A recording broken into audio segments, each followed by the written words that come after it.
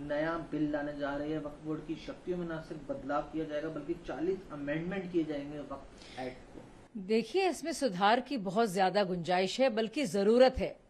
आप देखेंगे कि हमारे देश के डिफेंस और रेलवेज के बाद सबसे ज्यादा अगर लैंड है तो वो वक्फ बोर्ड के पास है। अब वक्फ का क्या कॉन्सेप्ट है ये संविधान में कहीं नहीं है, लेकिन 1954 में इसको लेकर एक एक्ट बना और उसका संशोधन 1995 में किया गया। अब आप सोचिए किस मकसद से किया गया। इसको असीमित शक्तियां दे दी गई, यानी कि अल्लाह की संपत्ति माना जाता है वक्फ, तो उसमें कोई भी कोर्ट इसमें हस्तक्षेप नहीं कर सकता। और आप सोचिए 8.5 लाख से ज्यादा संपत्तियां दर्ज हैं जो रजिस्टर्ड हैं, बहुत सी प्रॉपर्टीज रजिस्टर्ड भी नहीं है। अब आप देखिए, चाहे इस्लामिक देश हो, टर्की हो, सीरिया हो, लेबनान हो, टूनीशिया हो, सूडान हो, वहां पे भी वक्फ का कोई कॉन्सेप्ट नहीं है कि कोई वक्फ बोर्ड होगा और वो संपत्तियों को देखेगा। लेकिन क्यों हमारे देश में हम जानते नहीं हैं। वक्फ का जिक्र संविधान में भी नहीं है, लेकिन है। और इसमें इतना ज्यादा करप्शन है और एक तरह के आप इनको समझ सकते हैं ये मजहबी जमींदार हैं, और जो आम लोगों के लिए और आम मुसलमानों का भी इससे फायदा नहीं हो रहा है। इसका दरअसल किसी का इससे फायदा नहीं हो रहा है सिवाय उन लोगों के जिन्होंने जमीन को हड़प लिया है और वक्फ उसको करार कर दिया गया है। आप यकीन नहीं करेंगे, पूरे दिल्ली का 77% जो लैंड है वो वक्फ बोर्ड के अधीन है, चाहे वो हाई कोर्ट हो, चाहे वो न्यू सेंट्रल विस्टा हो। तो इतनी ज्यादा जमीन है लेकिन कोई रेगुलेशन नहीं है, यानी कि इतनी जमीनों पर सरकार का और कोर्ट के ज्यूरिसडिक्शन का कोई क्षेत्राधिकार नहीं है। तो आप सोचिए कितनी जबरदस्त सुधार की इसमें जरूरत है। और इसमें इतना पूरा एक माफिया की तरह कुछ लोग इसमें काम करते हैं, और उन्होंने जो आम मुसलमान हैं उनको भी इससे दूर रखा है। ये सिर्फ एक लैंड पार्सल पर कंट्रोल करने की एक तरह से कोशिश बन गई है, और इसमें सुधार आवश्यक है। मैम, जिस निकताएं देखने को मिलती हैं वक्फ बोर्ड के अंदर, लगातार कई सवाल उठते हैं भ्रष्टाचार को लेकर, कई चीज़ों को लेकर, क्या लगता है जो नया एक्ट आप लोग लेकर आ रहे हैं केंद्र के अंदर, इसमें 40 अलग अलग सुधार किए जाए, इन अनियमितताओं के ऊपर, इन भ्रष्टाचार के ऊपर, इन अमेंडमेंट के बाद कहीं ना कहीं रोक लगेगी?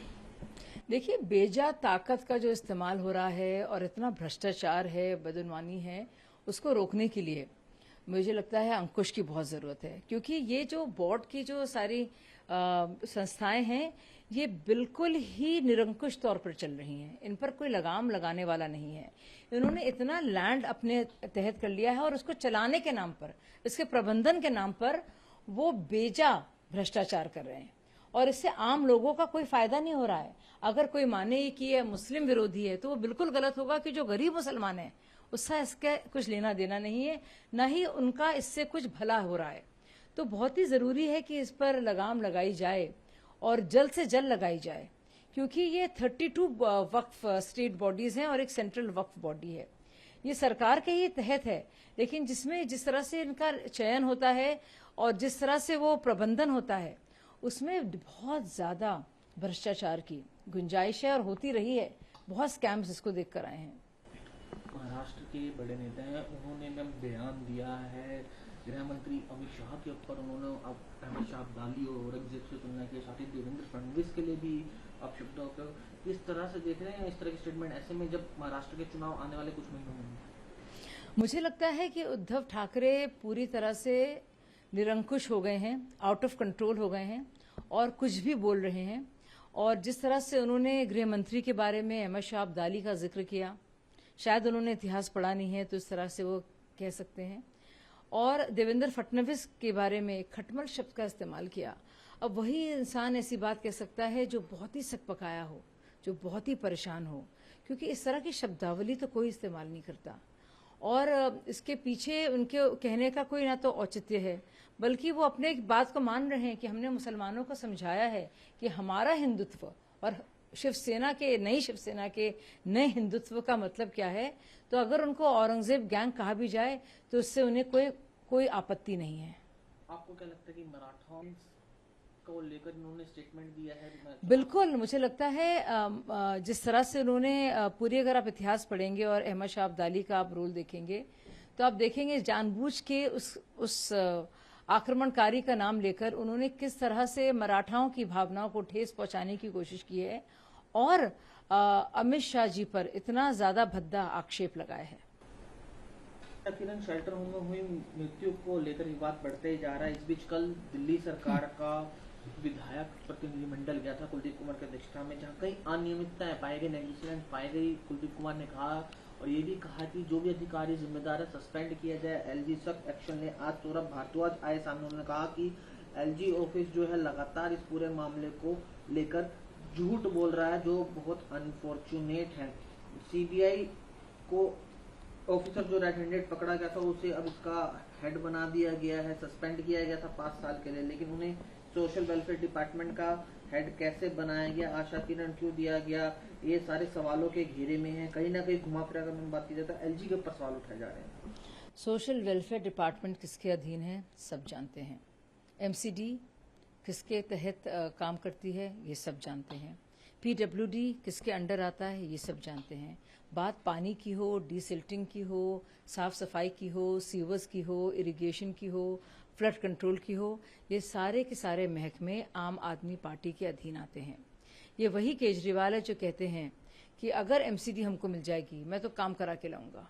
क्या हुआ उन सारे वादों का? ये वही आम आदमी पार्टी है जिसके नेता केजरीवाल जी कहते थे अगर कोई एमसीडी अफसर या इंजीनियर गड़बड़ कर रहा है तो एक हेल्पलाइन में फोन कर दिया जाए। क्या हुआ उस हेल्पलाइन का? दरअसल इतने ज्यादा निर्लज हो गए हैं ये लोग और बेशरम, और ना तो ये लोग काम करना जानते हैं, तो इसलिए हमेशा दोष किसी और पर मरते हैं। 3 एलजी रहे अब तक, तीनों एलजीज के साथ इनकी दिक्कत थी। नजीब जंग के साथ इनको दिक्कत रही, अनिल बैजल जी उसके बाद आए एलजी नियुक्त होकर, उनके साथ तो उनको बहुत दिक्कत रही।